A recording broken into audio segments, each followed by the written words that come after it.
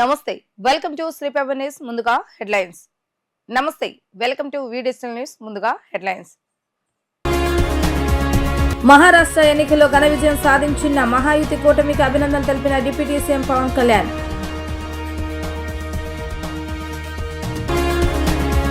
రైతు పక్షపాతిగా కూటమి ప్రభుత్వం ప్రతి కొనుగోలు చేస్తుందన్న కేంద్ర సహాయ మంత్రి పెమ్మసాని చంద్రశేఖర్. రైతుల సమస్యలను సత్వరమే పరిష్కరించేలా చర్యలు తీసుకుంటామని హామీ. సాంఘిక సంక్షేమ వసతి గృహాలను ప్రారంభించిన మంత్రి డోలా బాలవీరాంజనేయ స్వామి. రాష్ట్రంలో సాంఘిక సంక్షేమ హాస్టల్లో విద్యార్థులకు మెరుగైన సౌకర్యాలు కల్పిస్తుందని వ్యాఖ్య. మహారాష్ట్ర ఎన్నికల్లో ఘన విజయం సాధించిన మహాయుతి కూటమికి జనసేన అధినేత డిప్యూటీ సీఎం పవన్ కళ్యాణ్ అభినందనలు తెలిపారు. ఈ ఘన విజయం ప్రధాని మోడీ దూరదృష్టి గల నాయకత్వంపై మహారాష్ట్ర ప్రజల విశ్వాసాన్ని ప్రతిబింబిస్తుందని పేర్కొన్నారు. మహారాష్ట్ర ఎన్నికల ఫలితాలపై పవన్ కళ్యాణ్ స్పందించారు. మహారాష్ట్ర ఎన్నికలో ఘన విజయం సాధించిన ఎన్డీఏ మహాయుతి కూటమికి అభినందనలు తెలిపారు. ఈ విజయం ప్రధాని మోడీ మీద మహారాష్ట్ర ప్రజలకు ఉన్న నమ్మకాన్ని తెలియజేస్తుందని, నిజాయితీ అభివృద్ధికే ప్రజలు ఓటేశారని పేర్కొన్నారు. దేవేంద్ర ఫడ్నవీస్, ఏక్నాథ్ షిండే, అజిత్ పవార్ నాయకత్వం ప్రజల్లో విశ్వాసం నింపిందని అన్నారు. ఎన్డీఏ అభ్యర్థుల తరపున మహారాష్ట్రంలో తాను ప్రచారం చేయడం గౌరవంగా భావిస్తున్నట్లుగా పేర్కొన్నారు. మరాఠీ ప్రజలు చూపించిన ప్రేమ అభిమానాలను మర్చిపోలేను అని, ప్రజల కోసం అభివృద్ధి కోసం మహారాష్ట్ర, ఆంధ్రప్రదేశ్ రాష్ట్రాలు కలిసి పనిచేద్దామని పేర్కొన్నారు. రైతు పక్షపాతిగా కూటమి ప్రభుత్వం ప్రతి కొనుగోలుతో పాటు రైతుల సమస్యలను సత్వరమే పరిష్కరించేలా చర్యలు తీసుకుంటుందని కేంద్ర గ్రామీణాభివృద్ధి కమ్యూనికేషన్ శాఖ సహాయ మంత్రి డాక్టర్ పెమ్మసాని చంద్రశేఖర్ తెలిపారు. గ్రామాల సమగ్ర అభివృద్ధి కోసం 15వ ఆర్థిక సంఘం నిధులను నేరుగా పంచాయతీ అకౌంట్లకే జమ చేయడం జరిగిందన్నారు. గుంటూరు జిల్లా పరిషత్ కార్యాలయంలో సర్వసభ్య సమావేశం జరిగింది. జడ్పీ చైర్పర్సన్ గా కత్తెర హెనీ క్రిస్టినా అధ్యక్షతన వహించిన సమావేశంలో కేంద్ర సహాయ మంత్రి డాక్టర్ పెమ్మసాని చంద్రశేఖర్, బాపట్ల ఎంపీ కృష్ణప్రసాద్, ఎమ్మెల్సీలు లక్ష్మణరావు, ఎస్ రత్నం, మరి రాజశేఖర్, మరుగుడు హనుమంతరావు, ఎమ్మెల్యేలు బుర్ల రామాంజనేయులు, నక్క ఆనందబాబు, కలెక్టర్ నాగలక్ష్మి, బాపట్ల పల్నాడు జేఏసీలు Prakash Jain, Sudheer Dhanunjay, CEO Jyothi Basu, deputy CEO Choppara Krishna పాల్గొన్నారు. పెమ్మసాని చంద్రశేఖర్ మాట్లాడుతూ సభ్యులు చెప్పే సమస్యలు విని వాటికి పరిష్కారం అన్వేషించేందుకు తాను ఈ సమావేశంలో పాల్గొన్నట్లుగా చెప్పారు. ఎన్నికల వరకే రాజకీయాలని, ఆ తర్వాత అందరూ ఒకటేనని చెప్పారు. జిల్లా పరిషత్ నూతన భవన నిర్మాణం కోసం అవసరమైన నిధులను ఎక్కడి నుంచి తీసుకురావచ్చో ఆలోచించి సమస్య పరిష్కారానికి కృషి చేస్తానని అన్నారు. వరి కోతలు ఆరంభమైన కొనుగోలు కేంద్రాలు తెరవలేదని వేమూరు ఎమ్మెల్యే నక్క ఆనందబాబు, ఎమ్మెల్సీ హనుమంతరావు ప్రశ్నించారు. రైతు పక్షపాతిగా కూటమి ప్రభుత్వం పత్తి కొనుగోలుతో పాటు రైతుల సమస్యలను సత్వరమే పరిష్కరించేలా చర్యలు తీసుకుంటుందని స్పష్టం చేశారు. ఇవన్నీ మెజర్ చేసి అక్కడ వాళ్ళందరినీ మాట్లాడి 61 సెంటర్లో పత్తి కొనుగోలు చేసే విధంగా చేసాం మేము. రెండోది, వీళ్ళు ఇక్కడ మీరు చెప్పినట్టు ఇది ఒక వ్యవస్థలో ప్రతి ఒక్కరు భాగస్వాములు అయి ఉన్నారు. కొంతమంది సిసిఐ అధికారులు, దళారులు అందరూ కుమ్మక్కయ్యి కొన్ని సంవత్సరాలుగా జరుగుతున్నటువంటిది ఈ పరిస్థితి. దీన్ని ఇమీడియట్ గా వీళ్ళు చేయకపోతే నేను సెంట్రల్ మినిస్టర్ గారితో పర్సనల్ గా ఫోన్ లో మాట్లాడి, సిసిఐ చైర్మన్ గారితో మాట్లాడి ఆగమేఘాల మీద వేరే అధికారులను తీసుకొచ్చి ఇవన్నీ మేము ఓపెన్ చేసి చేపిస్తా ఉన్నాం. మీరు చెప్పిన 12% ఆ లూప్ హోల్ పెట్టుకొని వీళ్ళు చేస్తారన్నమాట వాస్తవం. వాళ్ళందరికీ కూడా నేను చెప్పాను, మీరు సిసిఐ అనేది వ్యాపార సంస్థ కాదు, లాభాపేక్ష సంస్థ కాదు. మీరు ఉంది రైతులని కాపాడటానికి. మీరు మీ ప్రథమ కర్తవ్యాన్ని మీరు మర్చిపోవద్దు అని క్లియర్ గా చెప్పాం. చేస్తారు. మీరు కూడా ఏదన్నా ఎక్కడన్నా మళ్ళీ తప్పు జరిగితే మా దృష్టికి తీసుకురండి. తప్పనిసరిగా నేను మినిస్టర్ గారితో మాట్లాడి ఈ 8 to 12% ఏ విధంగా అడ్జస్ట్ చేయాలి. ఎందుకంటే మనం ఇది పెడితే ఒక్కొక్కసారి ఇంకా అంటే మరీ గవర్నమెంట్ సపోర్ట్ చేస్తుంది తప్పించి దాన్ని కూడా వాళ్ళు అబ్యూజ్ చేసేటువంటి పరిస్థితులు కూడా కొన్ని ఉంటాయి. వాళ్ళ లిమిటేషన్స్ వాళ్ళకు ఉంటాయి. కాబట్టి బ్యాలెన్స్డ్ అప్రోచ్ లో పోయి కొంత రిలీఫ్ వచ్చే విధంగా చేసే బాధ్యత నాది. మీ ప్రాంతం కానీ ఈ ప్రాంతం కానీ ఎక్కడైనా మీకు ఇబ్బంది అయితే నా దృష్టికి తీసుకురండి, నా ఫోన్ నంబర్ తీసుకురండి. తప్పకుండా రైతులకి అండగా ఉండే బాధ్యత మాది. రాష్ట్రంలో సాంఘిక సంక్షేమ హాస్టల్లో విద్యార్థులకు ప్రభుత్వం మెరుగైన సౌకర్యాలు కల్పిస్తుందని రాష్ట్ర సాంఘిక సంక్షేమ శాఖ మంత్రి డోలా బాలవీరాంజనేయ స్వామి స్పష్టం చేశారు. మెగా డిఎస్సి ద్వారా 16,500 పోస్టులు భర్తీ చేయనున్న నేపథ్యంలో 2,000 మంది హాస్టల్ విద్యార్థులకు, మరో 1,000 మంది గిరిజన విద్యార్థులకు శిక్షణ ఇస్తామని చెప్పారు. హాస్టల్లో త్వరలో సీసీ కెమెరాలు ఏర్పాటు చేస్తామన్నారు. రాష్ట్రంలో సాంఘిక సంక్షేమ హాస్టల్లో విద్యార్థులకు ప్రభుత్వం మెరుగైన సౌకర్యాలు కల్పిస్తుందని రాష్ట్ర సాంఘిక సంక్షేమ శాఖ మంత్రి డోలా బాల వీరాంజనేయ స్వామి చెప్పారు. వినుకొండ ఎన్ఎస్పీ కాలనీలో నూతనంగా నిర్మించిన సాంఘిక సంక్షేమ వసతి గృహాలను మంత్రి ప్రారంభించారు. అనంతరం జరిగిన సభలో ఆయన మాట్లాడుతూ రాష్ట్రంలో 190 సాంఘిక సంక్షేమ రెసిడెన్షియల్ పాఠశాలలో 1,00,000కు పైగా విద్యార్థులు చదువుతున్నారని, ఇంటర్మీడియట్ విద్యార్థులకు హాస్టల్ వసతి ఉందని చెప్పారు. డిగ్రీ విద్యార్థులకు వసతి లేక ఇబ్బందులు పడుతున్న నేపథ్యంలో ప్రకాశం జిల్లా సింగరాయకొండలో డిగ్రీ గురుకుల కాలేజ్ ఏర్పాటుకు ప్రతిపాదించామని తెలిపారు. పైలట్ ప్రాజెక్టు కింద ఐటీఐ, పాలిటెక్నికల్ కాలేజీలను ఏర్పాటు చేస్తామని అన్నారు.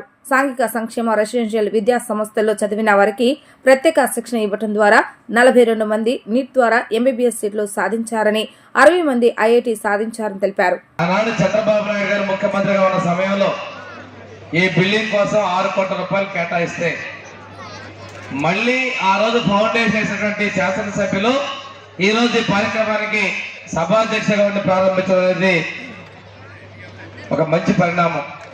కానీ మంచితో పాటు 5 ఏళ్ళు చెడు కూడా ఉంది. ఎందుకంటే 5 సంవత్సరాలు మీకు ఆ బిల్డింగ్ పూర్తి చేయలేకపోవడం అనేది ఆ ప్రభుత్వం యొక్క నిర్లక్ష్యానికి నిదర్శనం, నిలువెత్తు సాక్ష్యం కూడా చెప్తా ఉన్నా. పిల్లలు కాబట్టి మిమ్మల్ని ఒకటి చెప్తుంది, చక్కగా చదువుకోవాలి.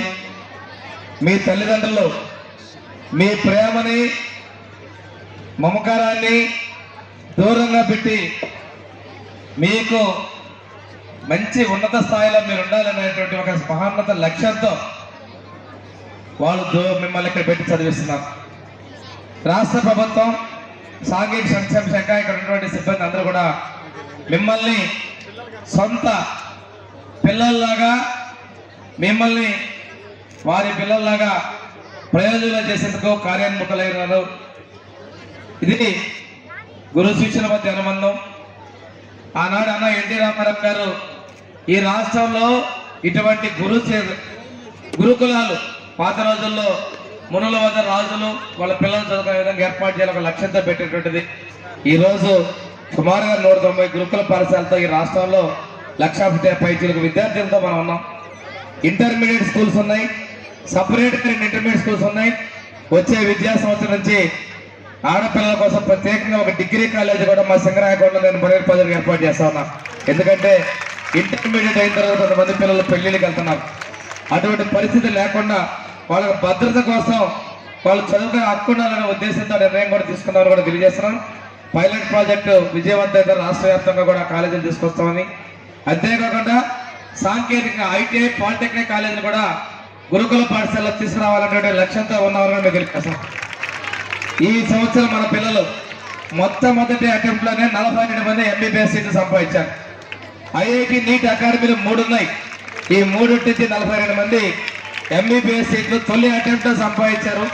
అంతేకాకుండా 60 మందికి ప్రతిష్టాత్మక ఇంజనీరింగ్ కాలేజీల్లో ట్రిపుల్ ఐటీ సీట్లు వచ్చాయని కూడా మేము తెలియజేస్తున్నాం. ఐఐటి సీట్లు వచ్చాయని.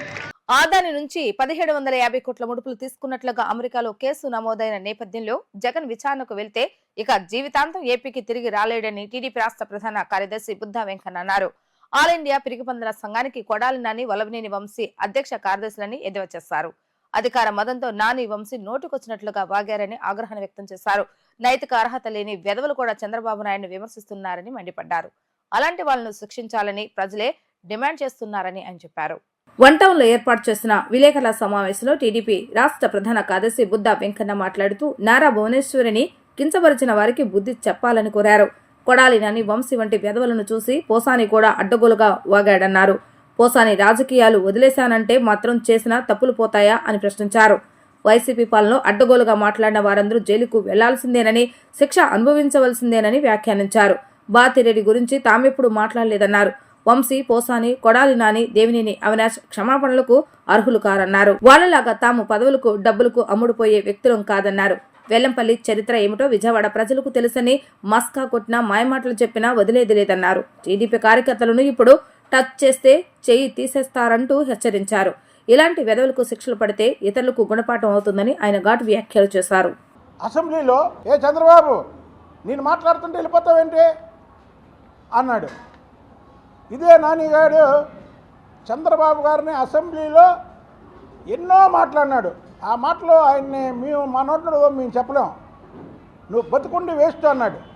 అరే మహానుభావుడు ఆయన. ఈ రాష్ట్రానికి తెలుగు ప్రజలకి శ్రీరామచంద్రుడు కాబట్టికి పరిధి లేచిన కెరటంలాగా ఓడినా మళ్ళీ గెలుస్తాడు. అలాగే ఏ రాష్ట్రంలో ఏ ముఖ్యమంత్రి లేడు ఈ భారతదేశంలో. అది చంద్రబాబు గారి ఇమేజ్. ఈ పిరికి బంధం చూసి పోసాని మురళి లాంటి వాళ్ళు నోరు పారేస్తున్నారు. వాడు పోసాని మురళిని మొన్న నేను రాజకీయాలకి దూరంగా వెళ్తున్నాను, నా జీవితంలో నిన్ను ఎవరిని విమర్శించను అని ప్రెస్ మీట్ పెట్టాడు. ఈ పిరికి బంధులు ఇద్దరు సోషల్ మీడియాలో చంద్రబాబు గారితో రాజీ పడ్డామని కొన్ని సోషల్ మీడియాలో కార్యకర్తలని తప్పుదారి పట్టించడానికి. ఎందుకంటే కార్యకర్తలు వీళ్ళందరూ కూడా ఇవాళ ఆంధ్రప్రదేశ్ రాష్ట్రంలో తెలుగుదేశం పార్టీ కార్యకర్తల ధ్యేయం ఒకటే. వాళ్ళకి పదవులు కావాలని కాదు, వాళ్ళకి డబ్బులు కావాలని కాదు, వాళ్ళకి పన్నులు కావాలని కాదు. మా నాయకుడు నారా చంద్రబాబు నాయుడు గారిని, వాళ్ళ భార్యని భువనేశ్వరి గారిని ఎవరైతే ఈ జిల్లాకు చెంది ఈ పార్టీలో పుట్టి అవతల పార్టీలోకి వెళ్ళి పిచ్చి పిచ్చి ప్రాలాపనలు పేరారో కొడాలి నాని వంశీ లాంటి వాళ్ళని జైల్లో పెట్టాలనే ఒకే ఒక కోరిక వీళ్ళకి. అవునా కాదా? అంతేగాని వీళ్ళకి పదవుల మీద ఆశ లేదు, పన్నుల మీద ఆశ లేదు. ఇది కాదు, రాష్ట్రంలో ఏ తెలుగుదేశం కార్యకర్తకు కూడా లేదు. వాళ్ళ ధ్యేయం వల్ల వీళ్ళిద్దరిని లోపడేయాలని. ఈడు కామెడీ యాక్టర్ ఎవరో పోసాని మురళి 100 కోళ్ళని తిన్న పిల్లంట తీర్థయాత్రలకు వెళ్ళిందంట పాపం కడుక్కోవడానికి. ఇవాళ ఒకడేమో భువనేశ్వరి గారిని నానా మాటలని సారీ చెప్తాడు, ఒకడేమో కొడాలని సోషల్ మీడియాలో రాజీ పడిపోయామని రాపిస్తాడు. వాడి పోసాని మురళి ఏమో నన్ను క్షమించండి, నేను ఇక రాజకీయాలు వదిలేస్తున్నాను, నాకు వాళ్ళంటే ఇష్టం వీళ్ళంటే ఇష్టం అదంటే. మీరంతా రిజల్ట్ రాకముందు రోజు ఏమయ్యారు? ఈ మాటలు రిజల్ట్ రాకముందు రోజు ఈ మాటలు మాట్లాడాలి కదా మీరు. మేము వదిలేసామని ఒకరు, ఊర్లో వదిలి వెళ్ళిపోయాం ఒకరు, లేదా సోషల్ మీడియాలో చంద్రబాబు గారికి తప్పైపోయిందని చెప్పాం మేము అని ఎన్నికల రిజల్ట్ ముందు పెట్టాలిగా. ఆంధ్రప్రదేశ్ ప్రభుత్వం కొత్తగా తెచ్చిన చట్టం వల్ల భూములు కబ్జా చేసేవారికి కఠిన శిక్షలు పడతాయని బ్రాహ్మణ కార్పొరేషన్ చైర్మన్ వేమూరి ఆనంద్ సూర్య పేర్కొన్నారు. వైసీపీ ప్రభుత్వ హయాంలో విచ్చలవిడిగా పెరిగిపోయిన భూ కబ్జాదారుల దుర్మార్గాలను అడ్డుకోవటానికే కొత్త చట్టం వచ్చిందని వ్యాఖ్యానించారు. టీడీపీ కేంద్ర కార్యాలయంలో బ్రాహ్మణ కార్పొరేషన్ మాజీ చైర్మన్ వేమూరి ఆనంద్ సూర్య విలేకరులతో మాట్లాడుతూ కొత్తగా తెచ్చిన భూ దురాక్రమణ నిరోధక చట్టం ప్రకారం భూములు కబ్జా చేస్తే 10 నుంచి 14 సంవత్సరాలు జైలు శిక్షతో పాటు భారీ జరిమానాలు పడతాయన్నారు. అధికారులు ఎవరైనా దీనికి సహకరిస్తే వారి ఆస్తులు స్వాధీనం చేసుకోవడంతో పాటు 7 ఏళ్ల వరకు జైలు శిక్ష పడుతుందని చెప్పారు. పేదలు సామాన్యుల భూములకు రక్షణ కల్పించడానికే కూటమి ప్రభుత్వం ఈ చట్టం తెచ్చిందని వెల్లడించారు.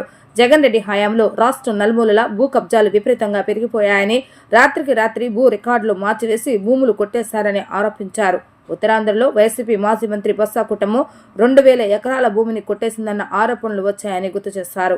పేద మధ్యతరగతి ప్రజలను చెమటోడ్చి శ్రమించి సంపాదించుకున్నటువంటి ఆస్తికి చట్టం రక్షణ కల్పించనుంది. అందుకే ఈ కొత్త 2024 భూ దురాక్రమణ నిరోధక బిల్లు, ఈ నిరోధక బిల్లు ద్వారా రాబోయేటటువంటి రోజుల్లో ఈ యొక్క రెవెన్యూ శాఖ కొత్త చట్టంలో ప్రభుత్వం ప్రైవేటు భూ కబ్జా చేస్తే 10 నుంచి 14 సంవత్సరాలు 10 నుంచి 14 సంవత్సరాల వరకు జైలు శిక్షతో పాటు కేసు తీవ్రతను బట్టి అత్యధిక మొత్తంలో జరిమానాను కూడా విధించడం జరుగుతుంది.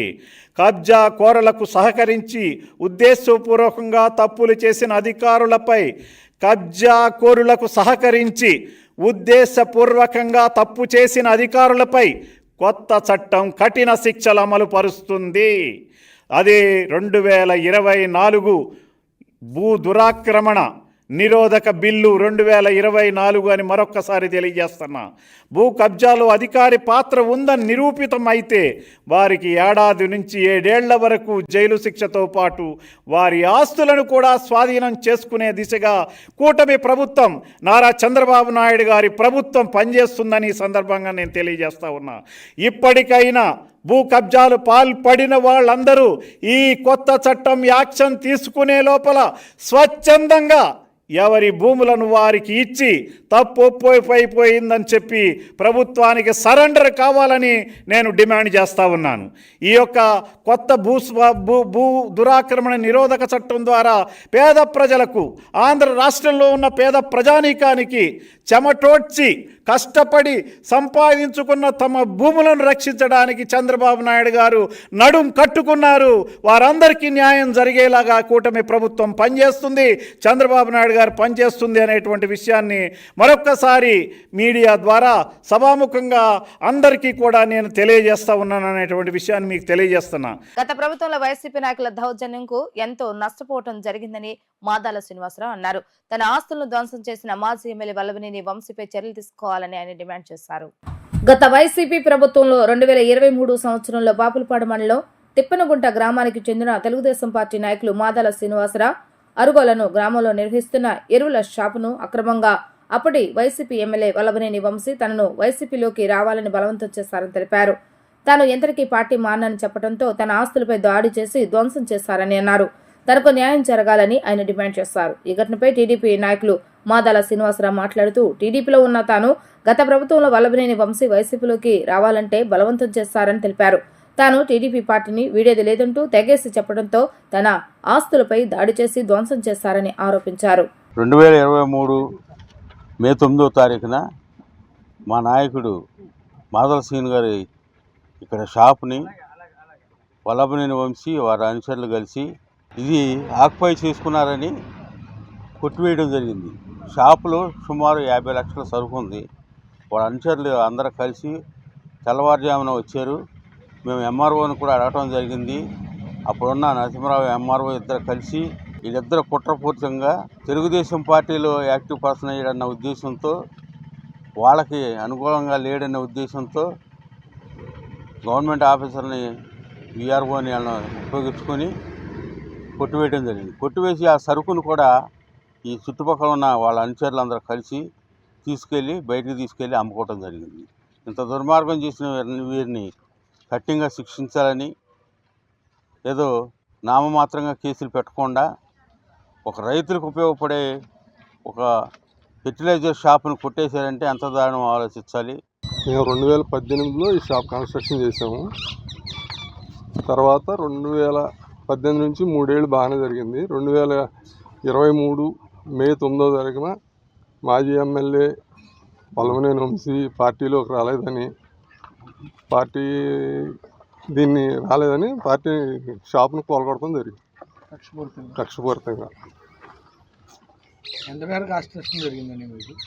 మాకు బిల్డింగ్ కానీ దాంట్లో సరుకు కానీ ₹1 కోటి జరిగింది. అప్పట్లో మీరు పోలీసులను ఆశ్రయించలేరా?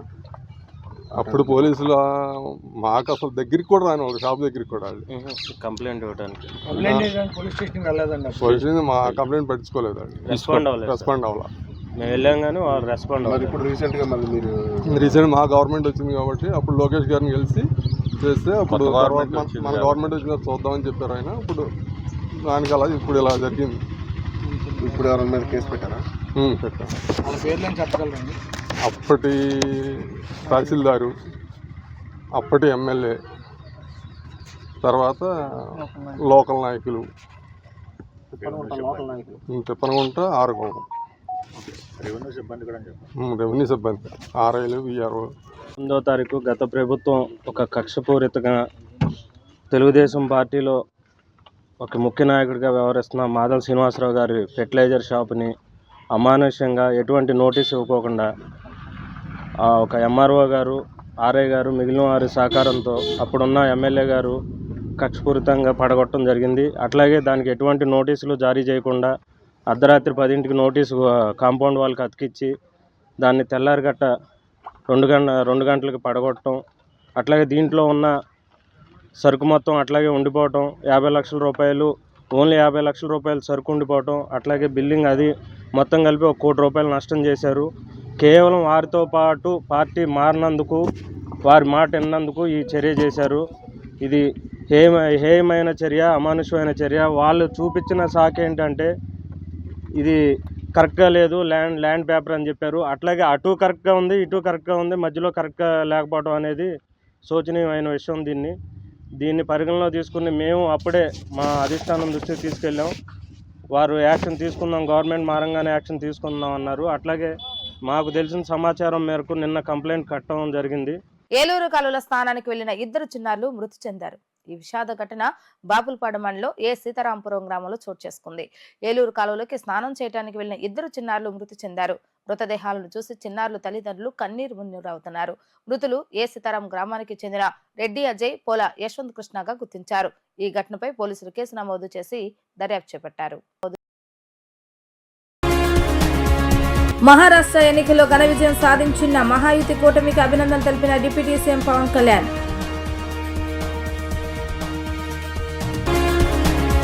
రైతు పక్షపాతిగా కూటమి ప్రభుత్వం ప్రతి కొనుగోలు చేస్తుందన్న కేంద్ర సహాయ మంత్రి పెమ్మసాని చంద్రశేఖర్. రైతుల సమస్యలను సత్వరమే పరిష్కరించేలా చర్యలు తీసుకుంటామని హామీ.